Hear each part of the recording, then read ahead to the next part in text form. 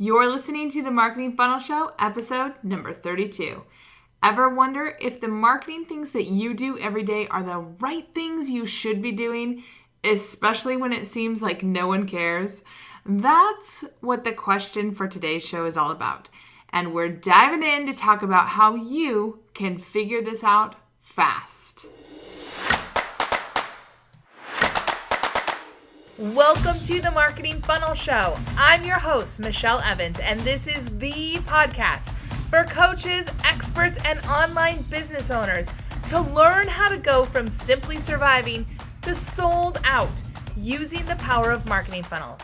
All right, let's jump into today's show.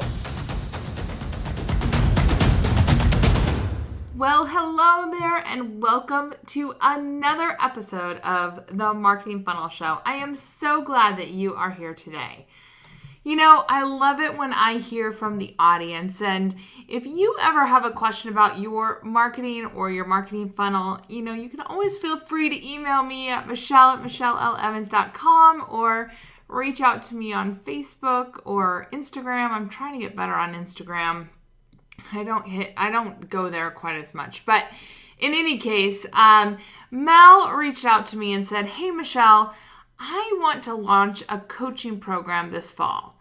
To do that, I really feel like I need to add about 1,500 people to my email list because right now I have almost no one on my list." And Mel let me know how many people were on the list, but that's not important. Here's the thing. No one seems to want my lead magnet. But I can't tell if it's my lead magnet or if it's the audience that I'm targeting or if it's just that no one really even knows about me.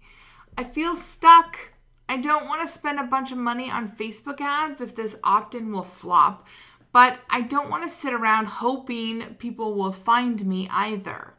Right now, here's what I'm doing. I've got a blog post once a week.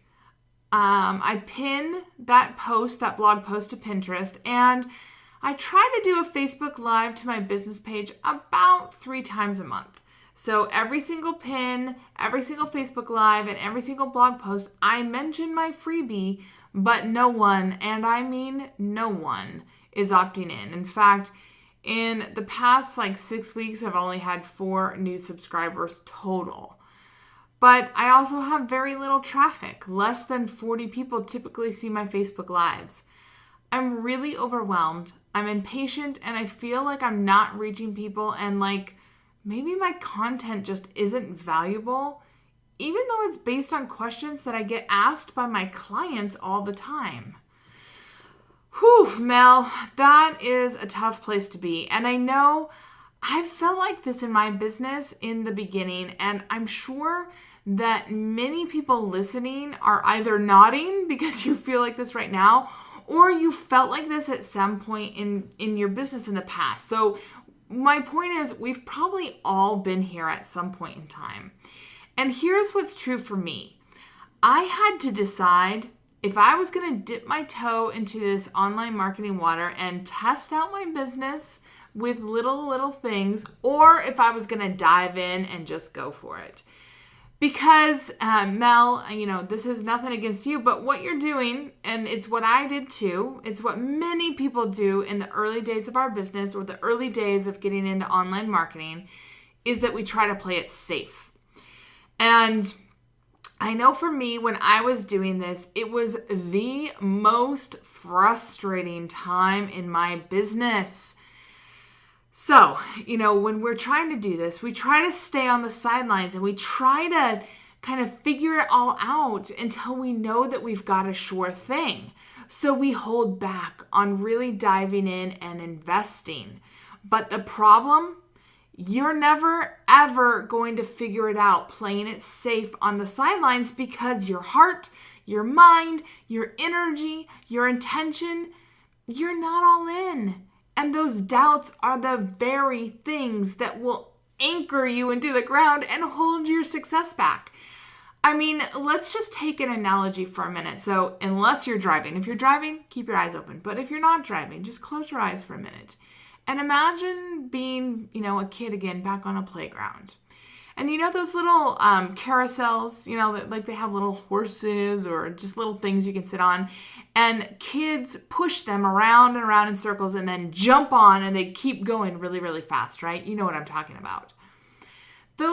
They only get those toys to work because they're all in, right? One or two kids get off, they push really hard for a minute or two, they get that carousel to get going, get moving, and then suddenly it's going all by itself. So they jump on and everybody gets to enjoy the ride.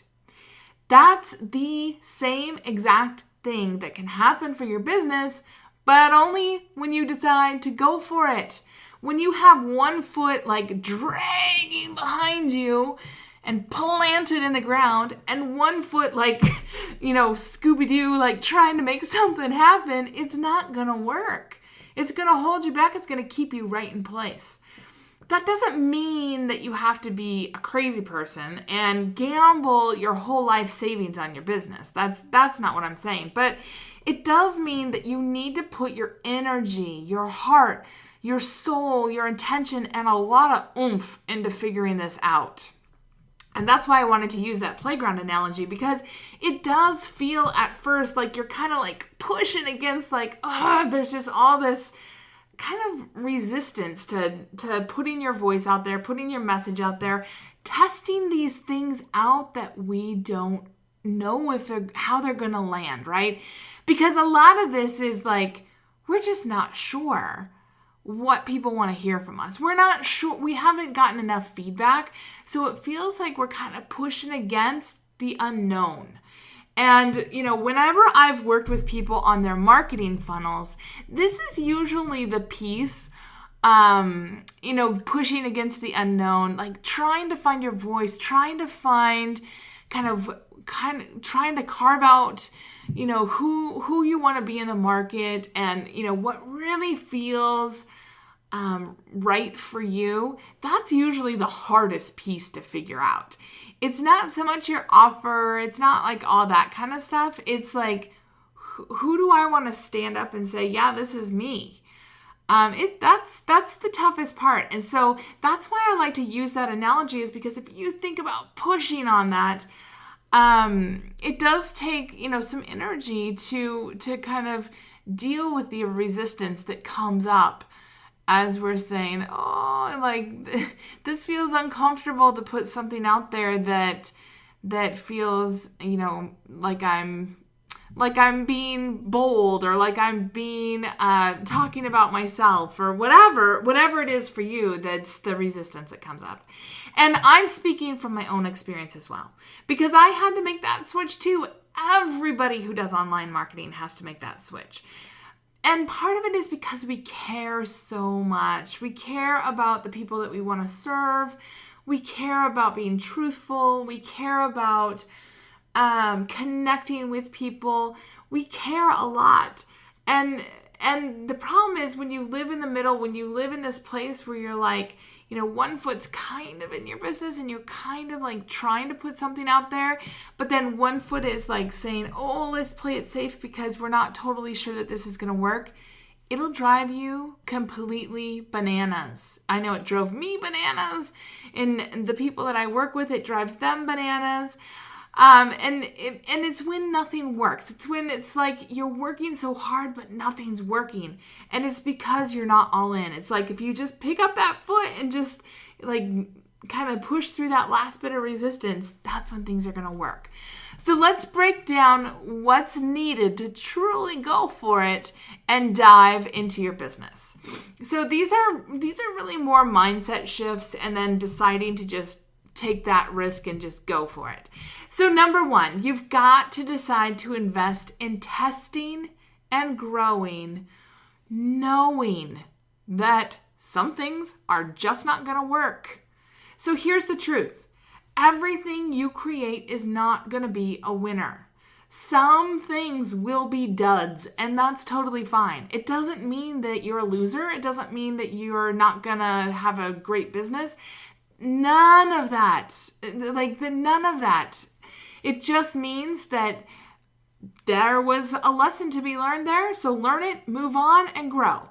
I know personally I've had a lot of opt-in failures. I've had lots of things in my business that didn't go the way I wanted them. More than I could probably even count. But I've also had a lot of successes because after every failure, I said, okay, what didn't work about that? And so I would learn from it. I would, take whatever lesson I needed to take from that. And then I would move on to the next thing.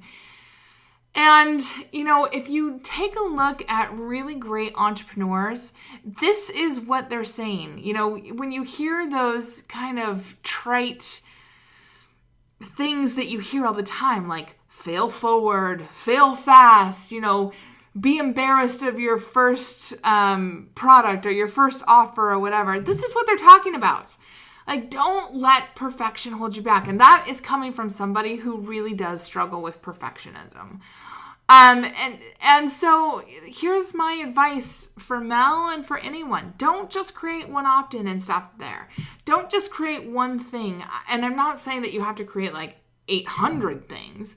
But, if you have an opt-in that's not working like you want, create another opt-in. If you have an opt-in page that's not working how you want, create another version of it. Just keep testing and growing and knowing that you can always make it a little bit better and a little bit better. And that, not getting it perfect straight out of the gate, that's not a story about you. That's not a story about your business. That means nothing about the success that is in your future. All it means is, congratulations, you've lifted your foot off the ground, you've gotten onto the merry-go-round, and you are in the game, my friend. Like, you should celebrate that. Like, let's learn, let's grow, let's go. And, if you listen to any of the interviews that I've done with any of my clients, a lot of them say, that I'm really positive and that I'm really forward thinking. And this is why. I'm not just positive and forward thinking for them.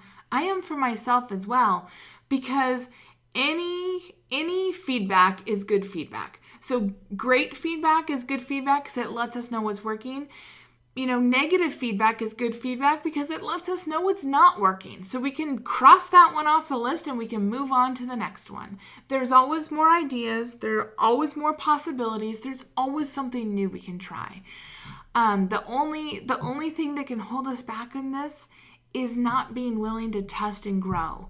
And to say, if you run a test, if you try something out and it doesn't work, don't let a story grow that means that you're not going to be successful. Just say, you know what? I'm so glad I tried that. I'm so glad that I know that's not the way to go. Okay, what's the next thing that I'm going to try? Like, that is how you just keep testing and growing, knowing that some things won't work, and that when things don't work, you are in good company, my friend. Every single successful business owner on the face of the earth has had to deal with things that don't work well. And it's really just a matter of how do you pick yourself up and keep learning and keep growing and keep going. All right, number 2. You've got to decide to spend money to grow your business and grow your email list. It has never been more true than now. You've got to invest in traffic if you want to grow your email list, if you want to grow your business. I recently was interviewed for being a podcast guest for somebody else's podcast, and the host asked me a really interesting question. He said, true or false, real business owners spend money on Facebook ads?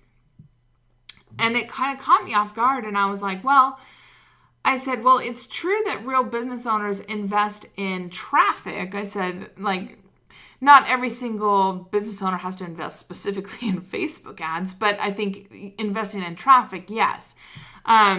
Deciding if Facebook ads is where your audience is, that's a specific tactical decision. But I definitely think that you've got to decide where your audience is and that you need to invest in traffic to get your audience there. Because Mel specifically is saying, nobody's seen my stuff. Well, how can you know if you are going to be successful if nobody sees your opt-in page? If you get, let's just pick a number. Let's say that you get only 50 people to see your opt-in page a month. 50. Like, that is not enough people to make any sort of determination on if your opt-in is good or not. That's not enough people. You need to get a lot more eyeballs on your stuff in order to understand, okay, is this the right thing? Is this a good message? Am I in front of the right kind of people? Like, you just need more people. When you take a look at really successful businesses, a lot of them have hundreds of thousands of eyeballs on their stuff every single month. Some of them hundreds of thousands of eyeballs every single week. Some of them hundreds of thousands every single day. So you've definitely got to get traffic to your stuff. If you don't have traffic, step one is to have a marketing funnel. Step two is to have traffic to that marketing funnel.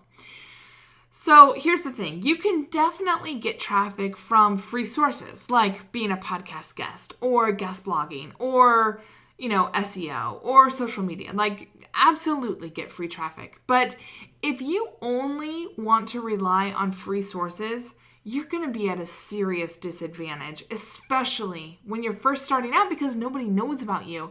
And it takes time to build those backlinks and to get people mentioning you and all that kind of stuff. It's much smarter to invest in just getting eyeballs to your stuff so that you can see, are people wanting this or are they not wanting this? When you invest in the right traffic, you'll be able to find and target people who you can build a relationship with and who could eventually buy from you, who you can test out your message on, all sorts of stuff. It's worth it to learn all you can about paid traffic and where your specific audience, your specific people are hanging out so that you can pay attention to them and get in front of them. And it really gives you confidence. It puts you in the driver's seat. You don't feel like you just are at the mercy of, I hope somebody finds me today. I mean, I go back to like dating analogies. Like, before I tried out online dating, it was like, oh, I hope I meet somebody somewhere, right? Like, but I was kind of like at the mercy of the people in my life to maybe think of me to connect me with somebody. But when I got on online dating, which is, I met my husband on Match.com, and we've now been married for 11 and a half years, I guess. We met over 12 years ago. When I got on Match.com at first, I was able to, there was this huge pool of people. Like, I could choose from lots of people, and I went on tons of dates. And I was just like, oh, okay, like, that's no big deal. I can find the right person for me. And I'm sure that the guys felt the same way. And the same thing for you. Like, when you can get in front of lots of the right people, it's like, oh, it's no big deal. I can find all the right clients. There's tons of potential clients, tons of potential buyers, tons of potential customers out there, but you gotta know where to find them, right? And you can't do that if you're just kind of at the mercy of hoping people find you on your corner of the internet. All right, number 3, you've got to dive into the psyche of your audience. You have to. Like, there is just no other way around it. And I'm not talking about creating some, customer avatar sheet. If you don't know who you're selling to, if you haven't worked with enough of your kinds of clients to really understand who your people are, you really need to spend the time understanding what your people fear, what failures they've had, who the enemies are. So are they, is time an enemy of them? Is money an enemy of them? What are they suspicious of? What do they dream about? What are their pains? And what's your promise to position yourself as the antidote to everything out there that they're, against, that they're afraid of, that they've, experienced bad in the past? And I really love Russell Brunson's book, Expert Secrets, for this. And I'm going to I have a link where you can get his book for free. It's with my affiliate link. You just pay for shipping and handling, but you can get his book for free. And you can really dive into getting into the psyche of people way beyond just a customer avatar worksheet, which I think are terrible unless customer avatar worksheets are great if you've worked with a lot of people on a specific offer and you are really clear on people. If you're trying to figure something out, they're terrible because you're just making people up, right? When you're really trying to figure out your market, and especially when you're in this new phase where you're like, okay, I don't know, what people really want from me. You've got to get into their psyche. You need to understand their failures, their fears, their enemies, their suspicions, their dreams, their pain. You've got to, because that's where you have to meet them at. That's what you have to speak to. And if your marketing's not working, it's because you're not speaking to these things. And so I really recommend Russell's book on this. It's really good and it really dives into how to get to that. Then number 4, you've got to track everything. And I know I hear it all the time from people that they hate math, they hate tracking, they hate all this stuff. But here's the deal. Do you love money? Because even if you hate math, you need to know what's working and you need to know what's not working. Otherwise, you're literally just like flying blind. You're shooting darts at a, pitch black dartboard in a pitch black room. And so if you don't love tracking, if you don't love things that are hard, that's why I love ClickFunnels. It does it all for me. I don't have to figure out all the tracking on my own. I just send people to my ClickFunnels pages and it tracks it all for me. And I go to one page there and I can look at one screen and I can see every step of my marketing funnel and I can see what's working and what's not. So I can focus on fixing what's not working and then I don't have to wonder anymore. I can just see, all right, people are opting in here, but I'm losing them here. And then I can just focus on wherever I'm losing them in that funnel and then I can fix that. And I'll tell you, by really focusing on tracking everything, and really understanding like how many people are coming to your page, how many people are opting in, and really focusing on those numbers, you will be amazed at how much you can improve those numbers. Just by the simple fact of knowing them and how much control and how much confidence it gives you in your business when you really understand what's happening. When you have no idea what's happening in your business, it feels like everything is really hard and out of control, right? But when you have a good understanding of at least the basics, like how many people are coming to my opt-in page, how many of those people opt in, what am I what's my benchmark that I'm trying to shoot for? And am I above that or below that? And do I feel good about this? Like, if you can answer those few things, then you have confidence and you're like, yep, I feel really good. Like, I want to have 20% of people at least opting in. I'm at 60%. I'm feeling really good. I want to keep driving more people to that page. And then you say of those 60% of people who opt in, like ultimately, 10% of them are buying from me. I'm feeling really good about this.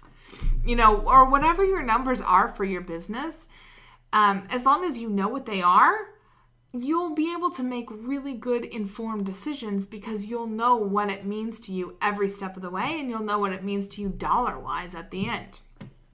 All right, number 5, you've got to have a clear outcome you want to take your people to. So I really, really hate it when I just hear people say, hey, I just want to build my email list. And Mel's question, how I kind of pared it down here sounded just like that. But ultimately, Mel did have something to sell in the fall. But if you're just throwing freebies out there to test and grow an email list, you're going to go broke fast.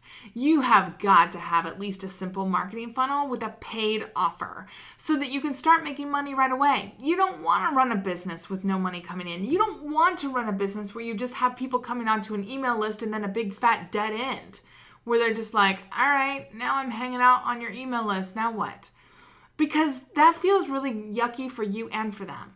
You don't have to have huge, big, massive launches or offers or anything like that. You just want a business where you're attracting the right people who will eventually turn into the right kind of buyers for whatever you want to sell. And for some of us, that sale might be something, small frequently. For some of us, that sale might be something huge once in a while. And for some of us, it might be something in between. It just depends on what your business is and what you're selling. So you just have to have a really clear outcome of what you're trying to take people to, and then figure out at least a simple marketing funnel, right? All right, just a couple final thoughts. The more you throw yourself into learning everything you can about your business and about your people, the better. The faster you can test, fail, and learn, the better. Don't, like I said at the beginning, don't tell stories to yourself about failures, like what it means about you as a person. It means nothing. It means you're in the game. It means you're on the carousel. It means you're on the merry-go-round and you're in it. That's all it means. And you should pat yourself on the back. You should learn whatever lesson it was that you needed to learn and keep moving. And finally, the clearer you are on the outcome you're promising your people, the better.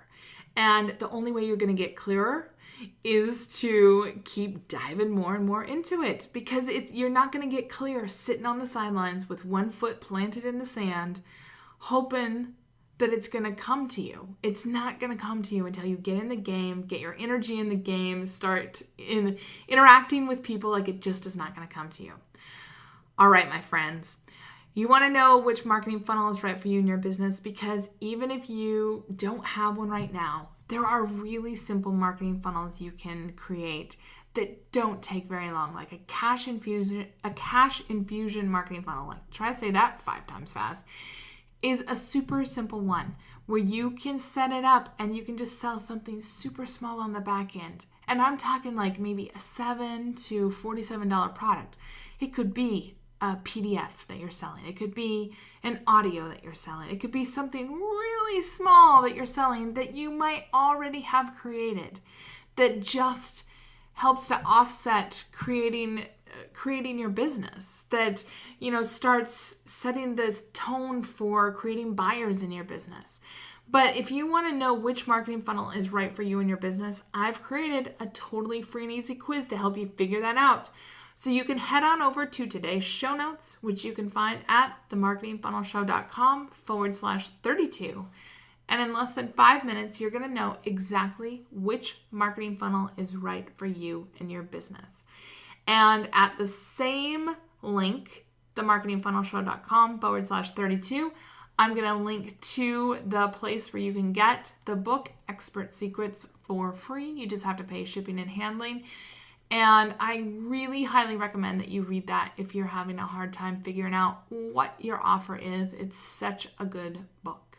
All right, I will see you next week for another episode of The Marketing Funnel Show. See you then.